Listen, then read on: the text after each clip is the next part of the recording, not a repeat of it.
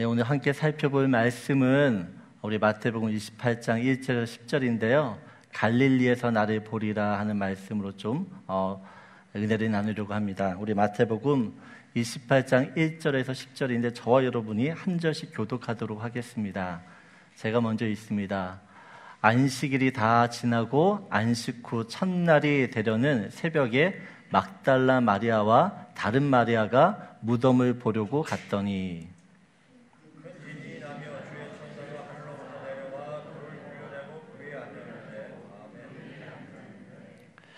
그 형상이 번개 같고 그 옷은 눈같이 희거늘.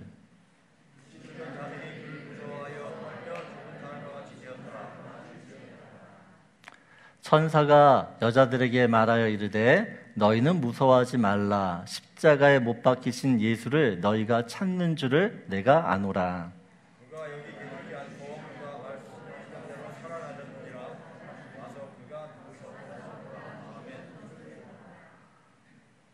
또 빨리 가서 그의 제자들에게 이르되 그가 죽은 자 가운데서 살아나셨고 너희보다 먼저 갈릴리로 가시나니 거기서 너희가 배우리라 하라. 보라 내가 너희에게 일렀느리나 하거늘.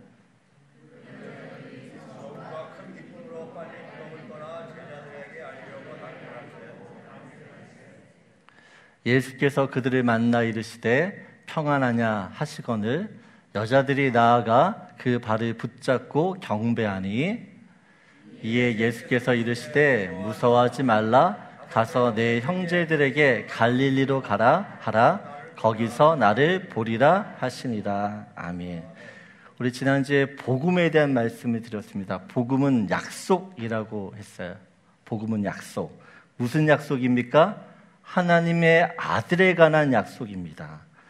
성경에는 이 하나님의 아들에 관한 약속이 많이 기록되어 있는데 이것을 복음이라고 이야기합니다. 특별히 성경에서 약속된 그 아들은 육신으로는 다윗의 혈통으로 나셨고 성결의 영으로는 죽은 자 가운데서 부활하셨습니다. 그 부활의 능력으로 당신이 예수님이 하나님의 아들이라는 것을 증명하셨습니다.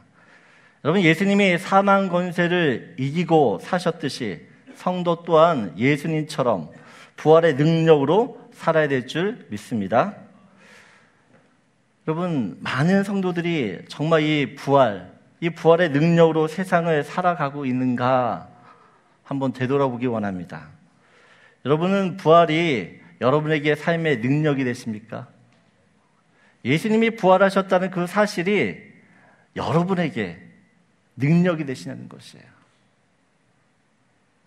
내가 힘들 때, 어려울 때 그 부활의 능력으로 그 모든 것들을 이기고 사십니까? 그럼 오늘 우리는 이 예수님의 부활이 어떻게 우리에게 은혜가 되는지, 어떻게 능력이 되는지 좀 살펴보려고 합니다. 예수님께서 많은 사람들이 보는 그 앞에서 죽으셨습니다. 십자가에서 죽으셨어요. 그리고 주 죽으셨던 그 예루살렘에서 부활하셨습니다. 여러분, 만약 예수님이 죽으셨던 그곳에서 부활하셔서 많은 사람들에게 보이셨다면 그 예루살렘에서 당신의 죽으셨던 그 현실에서 살아나신 것을 사람들이 보았다면 어떻게 되었을까요? 예수님을 못 박았던 사람들까지도 예수님을 메시아로 인정하고 믿었을 것입니다. 그렇죠? 많은 사람들 앞에서 죽었잖아요, 십자가에서. 근데 예수님이 부활하셔서 예루살렘에 계시지 않고 어디로 가셨어요? 오늘 말씀을 보니까 갈릴리로 가십니다. 갈릴리. 여러분, 예수님이 예루살렘에서 부활하시고 사람들에게 보이셨다면 그 예루살렘에서 놀라운 일이 벌어졌을 것이에요. 아직 6월절이 지나지 다 끝나지 않았습니다. 많은 사람들이 아직도 예루살렘에 머물고 있었어요.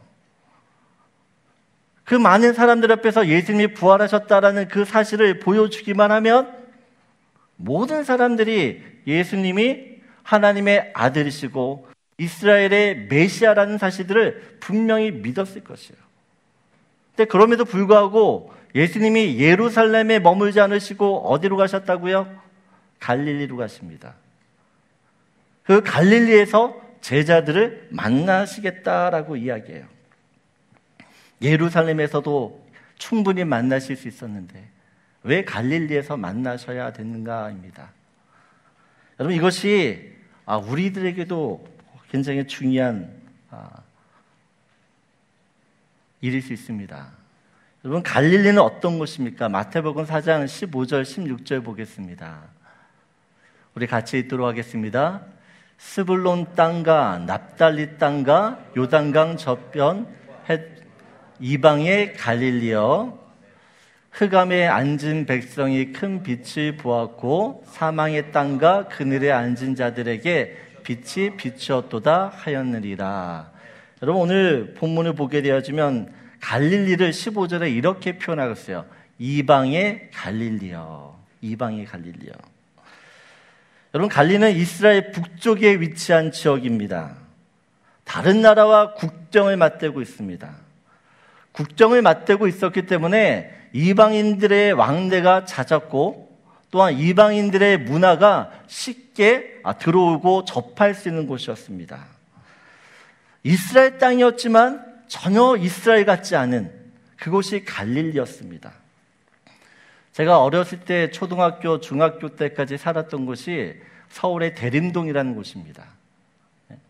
네, 지금 대림동은 중국 사람들이 많이 산대요. 제가 몇 년 전에 한국 가봤는데 모든 간판이 중국말이에요. 서울 한복판에 분명히 서울인데 중국을 갖다 놓은 것 같아요. 완전 다른 동네가 되었습니다. 여러분, 갈릴리가 그렇다라는 것이에요. 분명히 이스라엘 땅이었고 이스라엘 사람들이 살고 있지만 그 안에 있는 모든 모습들은 이방의 나라처럼 그렇게 있었다라는 것입니다. 오늘 16절을 보게 되어지면 이렇게 이야기하죠. 흑암에 앉은 백성, 그리고 사망의 땅과 그늘에 앉은 자. 갈릴리를 뭐라고 이야기해요? 지금 흑암이 있는 곳이라고 이야기합니다. 사망의 땅이고 그늘에 있는 곳이라고 이야기를 해요. 여러분, 갈릴리는 예루살렘에서 가장 멀리 떨어져 있는 곳입니다. 몸이 멀면 마음도 멀어진다라는 이야기가 있죠. 갈릴리는 예루살렘처럼 거룩한 동네가 아니었습니다. 특히 이 갈릴리는 그 당시 로마 황제였던 티베리우스 황제를 위해서 건설한 도시가 있었어요. 그래서 이 갈릴리 호수를 디베라 바다라고도 부릅니다. 여러분, 황제를 위해 지어진 도시였으니까 얼마나 화려했겠어요. 얼마나 그곳이 세상적으로 볼 때 욕망이 넘쳤고 또 어떻게 보면 쾌락이 있는 그런 곳이었다는 것입니다. 한순간도 깨어있지 않으면 어느 순간 사악하고 이 부패한 문화에 물들 수 있는 곳이 갈릴리였어요. 갈릴리. 이런 이유들 때문에 이스라엘 백성들 사이에서는 갈릴리 출신 있는 사람들을 굉장히 차별했습니다.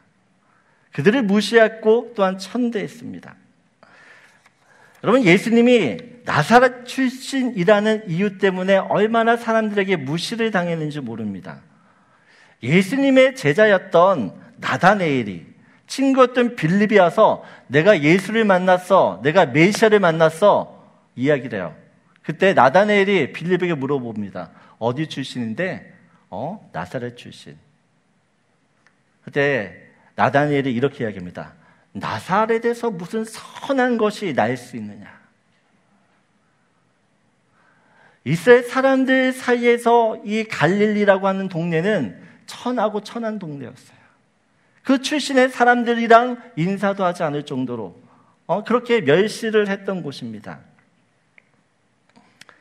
네, 여러분, 이런 곳에서 하나님의 구원이 가장 먼저 시작이 되었습니다.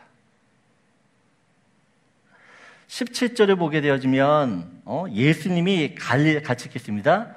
이때부터 예수께서 비로소 전하여 이르시되 회개하라 천국이 가까이 왔느니라 하시더라.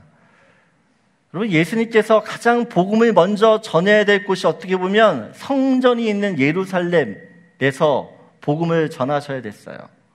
근데 예루살렘 성전이 아니라 어디요? 갈릴리에서 복음을 시작하셨다는 것입니다.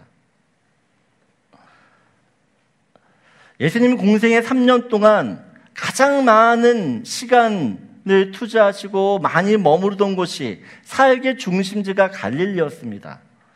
성경에 기록된 예수님의 기적이 33가지 정도가 기록되어 있는데 그 33가지의 기적 중에 22가지의 기록이 이 갈릴리에서 행해집니다. 무엇보다도 사람들이 무시하고 멸시했던, 천대했던 그 갈릴리 출신들의 사람들을 예수님께서 제자로 삼으세요.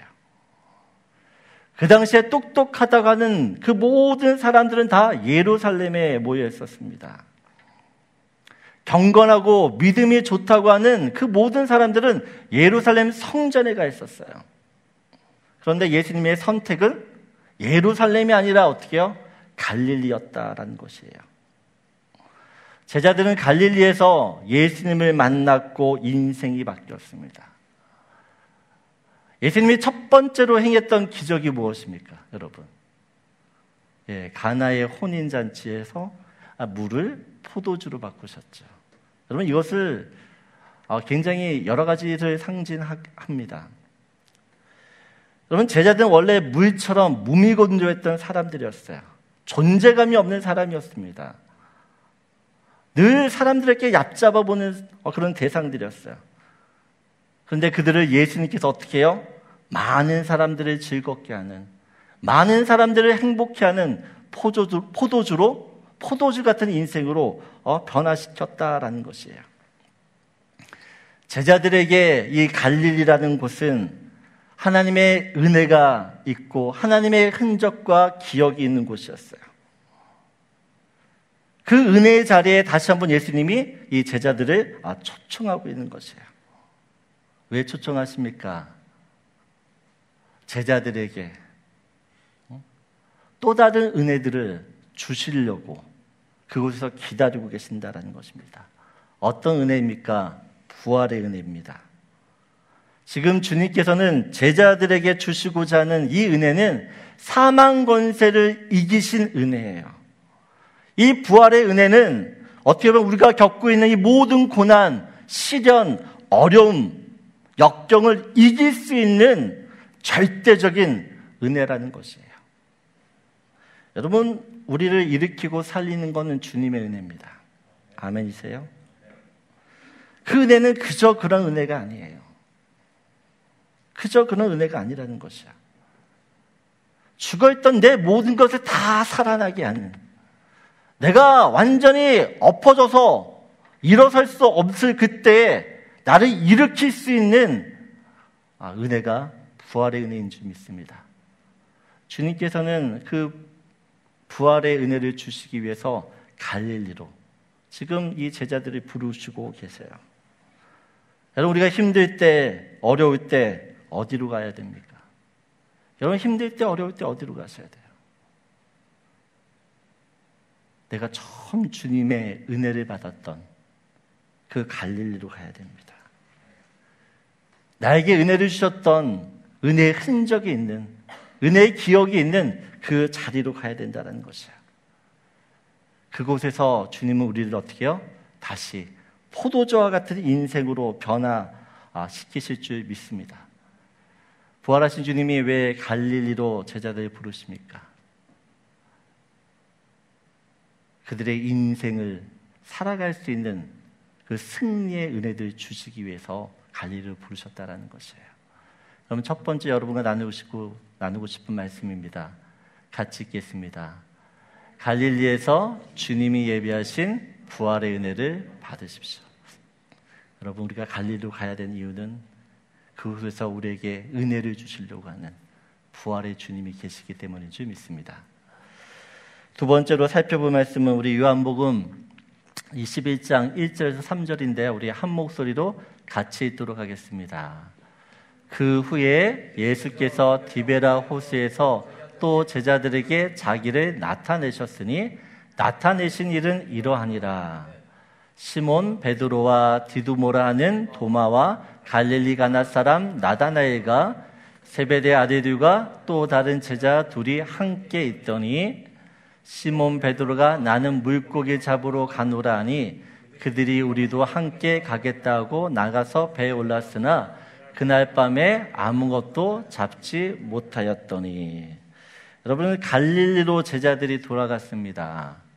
근데 그곳서 주님을 기다리라고 했는데 어떻게 해요? 물고기를 잡으러 가요. 밤새도록 그물질을 했는데 한 마리 고기도 잡지 못합니다. 그때 예수님이 이 제자들에게 말씀하세요. 배 오른편에 그물을 던지라고. 네, 그물을 던졌더니 어떻게 됐다고요? 많은 고기가 잡혔다라고 이야기합니다. 여러분, 오늘 이 장면은 베드로가 3년 전에 경험했던 똑같은 일이었습니다. 3년 전에도 예수님이 베드로를 찾아왔어요. 빈 그물질을 하고 있을 때 어떻게 해요? 깊은 데로 가서 그물을 던지라고. 던졌을 때 많은 물고기를 잡았습니다. 그 많은 물고기를 잡았을 때 베드로가 주님 앞에 무릎 꿇고 이렇게 고백을 해요. 우리 마태복음 보면 같이 읽겠습니다. 시몬 베드로가 이를 보고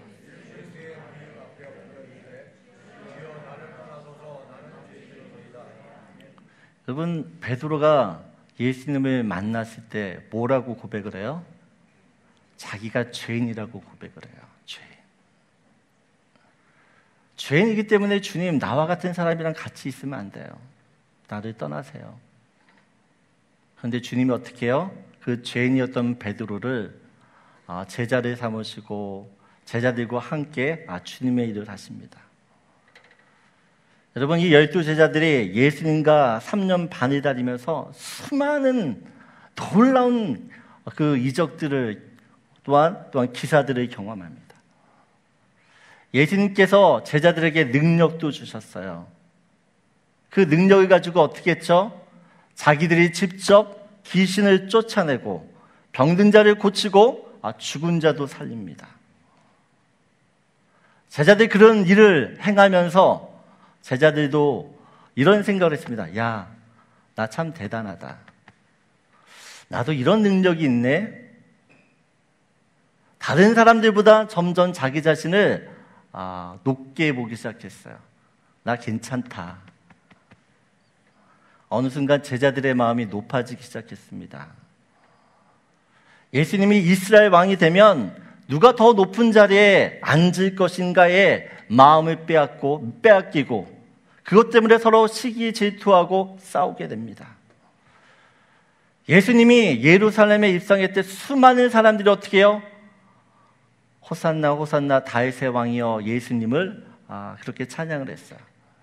그 예수님의 찬양하는 소리를 들으면서 이 제자들은 기분이 너무 좋았습니다. 이제 나도 성공했구나. 그랬던 그들이 예수님이 잡혀가시는 그날 예수를 버리고 다 도망을 갑니다. 다 도망을 가요. 하루아침에 모든 게 다 무너졌습니다. 그들이 가지고 있던 꿈도 사라졌습니다. 근데 더 중요한 건 3년 동안 주님을 따르면서 내가 예수님의 제자고 내가 예수님을 하나님의 아들이라고 했던 그 믿음들이 다 무너졌어요. 인생도 실패, 신앙도 실패했습니다. 그런 제자들을 예수님께서 다시 갈릴리로 부르십니다. 여러분, 갈릴리에서 제자들은 다시 한번 자기를 보는 거예요. 맞아. 내가 갈릴리 출신의 미천한 사람이었지. 내가 무식하고 내세울 게 없었던 촌부였지. 맞아, 내가 죄인이었지. 은혜를 받을 수 없는 그런 나를, 자격 없는 나를 어떻게 해요? 주님이 받아주셨지. 은혜를 주실 뿐만 아니라 나를 어떻게 해요? 일꾼 삼고 제자 삼아 주의 일을 행하게 하셨지. 여러분, 제자들이 갈릴리에서 무엇을 봅니까? 자기를 보는 거예요. 자기가 누구였는지를 보는 것이에요. 여러분, 한동안 제자들은 자신들이 누군지를 잊고 살았습니다. 갈릴리에 돌아와 보니 자기가 누군지를 아는 것이에요. 자기가. 여러분, 우리 인생이 어떤 인생입니까? 대단한 인생처럼 보이지만 참 아무것도 아닌 인생이에요. 여러분, 사람이 한 걸음 움직일 때마다 70개의 뼈와 200개의 근육이 움직여야 됩니다. 여러분, 우리 교회에 허리가 아프신 분들이 많은데 너무 심해서 그 한 걸음을 걸을 수가 없어요.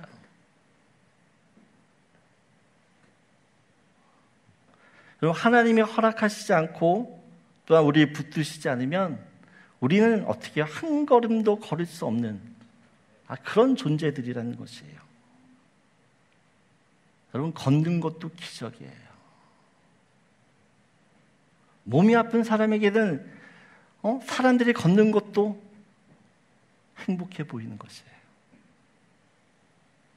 여러분, 제가 그래도 제법 큰 교회에서 부교육자 생활했잖아요. 10몇 년 동안. 여러분, 제가 큰 교회에 있다 보니까 저도 그래도 제가 뭔가 있는 줄 알았어요. 잘하는 게 있다라고 생각을 했어요. 근데 교회를 시작하면서 깨닫는 건 참 나 부족하구나. 내가 능력이 없구나. 여러분, 저는 교회를 시작하면서 이곳이 저의 갈릴리가 됐어요. 저를 보는 거예요. 저를. 제자들의 인생의 실패, 또한 이 신앙의 실패를 안고 갈릴리로 옵니다. 그곳에서 그들은 깨닫는 것이야. 맞아. 내가 하나님의 은혜가 아니면 설 수 없는 사람이었지. 그 예전에 하나님의 은혜 때문에 살았던 그때를 기억하는 것이고 회상하는 것입니다. 부활하신 주님이 왜 제자들을 갈릴리로 부르십니까?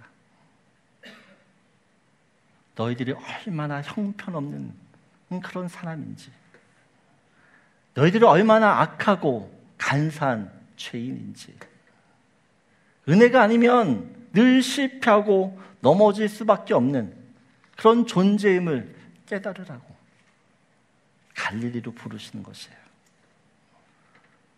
여러분, 우린 다 주님 앞에 죄인입니다. 주님 앞에 내세울 게 없는 사람들이에요. 욥이 고난을 당하자 하나님께, 자기 친구들에게 하소연합니다. 나 같은 의로운 사람이 왜 이런 고난을 받아야 되는지 나는 이해를 못하겠다.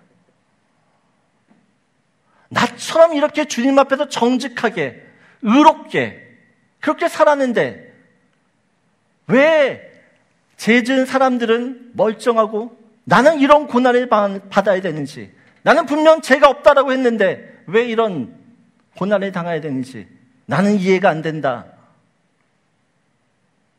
친구들한테 하소연하지만 하나님께 하는 이야기였어요. 그때 하나님이 욥에게 질문을 던지십니다. 40개가 넘는 그 질문을 주님이 하시는데 욥이 한마디 대꾸를 하지 못해요. 어떤 동네 바보가 소크라테스에게 물었다고 합니다. 어떻게 해야지만 똑똑해집니까? 그때 이 소크라테스가 이 동네 바보에게 이야기합니다. 사람들이 말할 때 왜 그러는지 질문을 던지라는 것이에요. 사람들이 모여 있었습니다. 바람이 불고 있었습니다. 사람들이 그 바람을 맞으며 시원하다. 그때 이 동네 바보가 사람들에게 묻습니다. 바람이 왜 붑니까? 여러분, 바람이 왜 불어요? 바람이 왜 부는지 아십니까? 기압 차이 때문에 붑니다. 또 물어봅니다. 왜 기압 차이가 생깁니까? 왜 기압의 차이가 생기냐고 물어봐요. 왜 생깁니까? 고기압과 저기압에 따른 온도 차이 때문에. 그래서 바람이 부는 것이에요. 또 물어보는 거예요. 그러면 고기압과 저기압은 어떻게 생기는 겁니까? 여러분, 우리가 어떤 질문에 대해서 한 번도, 두 번도, 세 번도 질문을 하면 그 질문에 대답을 할 수 없어요. 욥은 하나님의 그 질문 속에서 자기를 보는 거예요. 아, 나는 대답할 게 없는 인생이구나. 내가 아는 것 같았는데 내가 아무것도 모르고 있었구나. 여러분, 우리가 대단한 인생처럼 보여요. 세상에서 대단한 일을 했으면 더 그렇게 생각을 하게 됩니다. 근데 여러분, 주님 앞에 서면 우린 다 티끌과 같은 인생이라는 것이에요. 여러분, 내가 누구인지를 깨닫게 되면 그제서야 주님이 보이기 시작해요. 욥이 그 하나님 앞에서 나는 의롭다고 막 이야기하고 하나님의 질문을 들었을 때 그가 아무런 말도 못하면서 결국 딱 한마디를 합니다. 주님, 내가 귀로는 들었는데 주님을 보지 못했는데 오늘 봅니다. 자기가 누구인지를 깨달으니까 하나님의 질문 때문에 질문 앞에서 아무런 대답을 할 수 없는 그 자신을 보니까 하나님이 보이기 시작하는 것이에요. 여러분, 우리가 왜 하나님을 보지 못합니까? 여전히 하나님 앞에서 내가 무엇인가를 가지고 있다고 믿기 때문에 그래요. 갈릴리로 왜 가야 합니까? 그곳에 가야지만 내가 누구인지를 보고 깨달을 수 있기 때문에 그래요. 그곳에 가야지만 부활의 주님을 붙들고 살 수밖에 없는 내가 그런 존재구나라는 것을 발견하기 때문에 갈릴리로 가야 되는 것이에요. 이번 한 주간 내가 누구인지를 발견하고 그 주님을 의지할 수 있는 저와 여러분들에게 소원합니다. 두 번째 말씀입니다. 같이 읽겠습니다. 갈릴리에서 내가 누구인지 확인하십시오. 여러분, 날마다 주님 앞에 내가 누구인지를 확인하셔야 돼요. 내가 누구인지를 알아야 주님을 붙들 수 있기 때문에 그래요. 마지막으로 우리 마태복음 28장 16절에서 20절 말씀인데요. 한 목소리 같이 읽겠습니다. 11 제자가 갈릴리에 가서 예수께서 지시하신 산에 이르러 예수를 배웠고 경배하나 아직도 의심하는 사람들이 있더라. 예수께서 나와 말씀하여 이르시되 하늘과 땅의 모든 권세를 내게 주셨으니 그러므로 너희는 가서 모든 민족을 제자로 삼아 아버지와 아들과 성령의 이름으로 세례를 베풀고 내가 너에게 분부한 모든 것을 가르쳐 지키게 하라. 볼지어다 내가 세상 끝날까지 너희와 항상 함께 있으리라 하시니라. 여러분, 예수님께서 제자들을 갈릴리로 부르십니다. 그리고 만나셔서 그들에게 말씀을 하세요. 무슨 말씀을 하죠? 사명을 주십니다. 여러분, 지금 예수님은 실패한 인생들에게 사명을 주고 계세요. 신앙에 실패한 사람들에게 지금 어떻게 해요? 비전을 주세요. 왜 그들에게 사명과 비전을 주시죠? 멀쩡한 사람도 있고 능력 있는 사람도 있는데, 여러분, 인생에 실패한 사람들은, 믿음에 실패한 사람들은 아는 것이에요.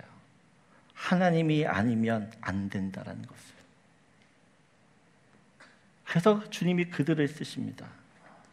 고린도전서 1장 26절에서 28절 말씀이에요. 우리 같이 읽겠습니다. 형제들아, 너희를 부르심을 보라. 육체를 따라 지혜로운 자가 많지 아니하며 능한 자가 많지 아니하며 문벌 좋은 자가 많지 아니하도다. 그러나 하나님께서 세상에 미련한 것들을 택하사 있는 세상의 약한 것들을 택하사 강한 것들을 부끄럽게 하려 하시며 하나님께서 세상의 천한 것들과 멸시받는 것들과 없는 것들을 택하사 있는 것들을 폐하려 하시나니.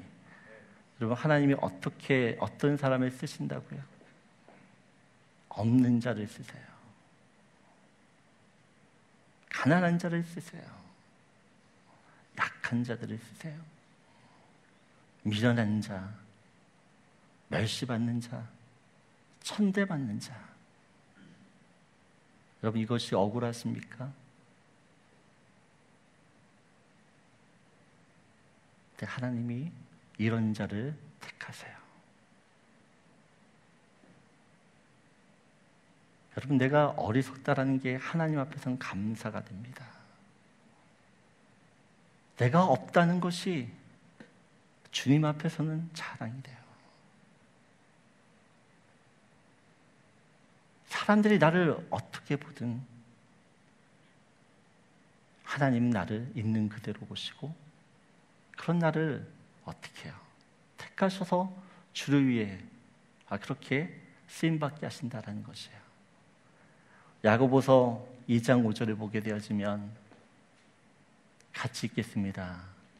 내 사랑하는 형제들아 들을지어다.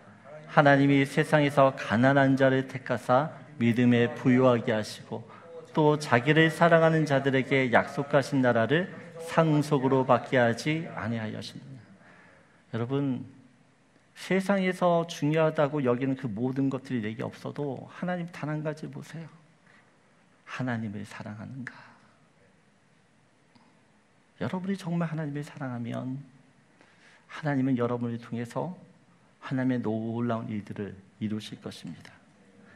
여러분, 다윗이 사울을 피해 아둘람굴에 숨게 됩니다. 아둘람굴에 숨고 있을 때 수많은 사람들이 다윗을 찾아와요. 사무엘상 22장 2절을 보게 되어지면 이 아둘람굴에 찾아온 사람들이 어떤 사람인지를 이야기합니다. 같이 읽겠습니다. 환난당한 모든 자와 빚진 모든 자와 마음이 원통한 자가 다 그에게 모였고 그는 그들의 우두머리가 되었는데 그와 함께한 자가 400명 가량이었더라. 여러분, 지금 다윗을 찾아온 사람이 어떤 사람이에요? 환난당한 사람들이에요.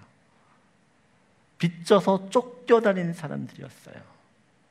마음이 원통했다라는 것은 세상 가운데 버림받고 실패했고 소외된 사람들을 이야기합니다. 세상에서 지질이 못난 사람들이 지금 다윗에게 몰려들어왔어요. 그런데 이 400명이 이스라엘의 천년 왕국을 세우게 되어집니다. 왜 이들을 쓰십니까? 실패한 인생들이기 때문에, 환난당한 인생들이기 때문에 하나님의 은혜가 아니면 살 수 없다는 것을 그들은 알기에 하나님을 의지하며 사는 것이에요. 여러분, 우리가 실패했다고 해서 주님이 실패한 게 아닙니다. 그럼 내가 실패한 이유는 내가 주님 의지하지 않아서 그래요. 내 생각, 내 뜻, 내 멋대로 판단하고 살았기 때문에. 여러분, 그것을 깨닫는 사람들은 이제는 주님을 붙드는 것이에요. 아, 주님이 아니면 안 되는구나. 그 주님의 은혜를 붙들고 내가 살아야겠구나. 그런 사람들은 어떻게 해요? 주님이 쓰신다라는 것이에요. 여러분, 인간은 얼마나 간사한지 모릅니다. 없다가도 조금만 있으면 마음이 높아져요. 하나님처럼 말하고 하나님처럼 행동하고. 여러분, 교인이 많고 적고가 목사의 마음 상태를 달라지게 해요. 아십니까? 여러분, 우리가 그렇게 간사한 존재들이에요. 하나님이 이런 우리의 모습을 아시기 때문에 자꾸 낮추십니다. 자꾸 낮추세요. 하나님이 아니면 살 수 없게 만드십니다. 하나님이 도와주시지 않으면 일이 되지 않아요. 여러분, 나에게 10이라는 능력이 있으면 그 10은 주님을 의지하지 않아요. 내가 아무것도 없어야지 주님을 의지해요. 세상 방법으로 어떤 문제를 해결하려고 할 때 내 능력으로 그걸 해결할 수 있다고 생각하는 사람은 하나님 의지하지 않아요. 그러나 주님, 내 능력으로 안 돼요. 나는 못해요. 하나님 도와주세요. 그런 마음을 하나님 붙들면 하나님 도와주세요. 믿으십니까? 여러분, 갈릴리는 낮아져야 갈 수 있는 곳이에요. 내 마음이. 내 마음이 낮아져야 갈릴리로 가요. 그것은 내가 섬겨야 하는 아골 같은 골짜기 같은 곳이에요. 그런 곳에서는 내 힘으로 살 수가 없어요. 주님의 은혜가 필요한 거지. 그래서 그곳에 주님을 의지하는 것이에요. 근데 그곳에서 주님이 우리에게 사명을 주세요. 그러면 사명은 멀리 있지 않습니다. 지금 내가 서 있는 그 자리가 주님이 내게 주신 사명의 자리예요. 여러분, 사명이 있는 사람은 아무리 힘들어도 흔들리지 않아요. 근데 내 인생 가운데 주님이 주신 사명이 없으면 어떤 어려움이 있을 때 자꾸 흔들려요. 인생이 흔들려요. 여러분, 주님을 믿는 자들에게 주님이 다 사명을 주십니다. 여러분, 어떤 사명을 붙들고 사십니까? 오늘 우리에게 주신 그 사명을 다시 한번 돌아보길 원합니다. 사명의 이 길을 걷는다는 것이 힘들고 괴롭고 어려운 일이지만 주님이 가라 하시는 길이라면, 주님이 오라고 하는 길이라면 우리는 그 길을 걸어가야 될 줄 믿습니다. 하나님을 의지하시고 주님의 사명을 잘 끝까지 감당할 수 있는 저와 여러분들에게 소원합니다. 마지막으로 나누고 싶은 말씀입니다. 같이 읽겠습니다. 갈릴리에서 주시는 주님의 사명을 감당하십시오. 오늘 우리에게 주신 그 사명들을 감당해 원하는, 여러분, 왜 예수님께서 제자들을 갈릴리로 부르십니까? 갈릴리는 내가 주님을 처음 만났던 곳이에요. 힘들고 어려울 때마다 그 갈릴리로 가셔야지 나에게 새로운 은혜를 주실 그 주님을 만날 수가 있는 것이에요.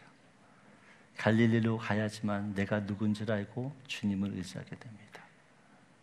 그리고 그곳에서 실패한 인생에게 주님이 주시는 사명을 다시 한번 회복하는 저와 여러분 되기를 소원합니다.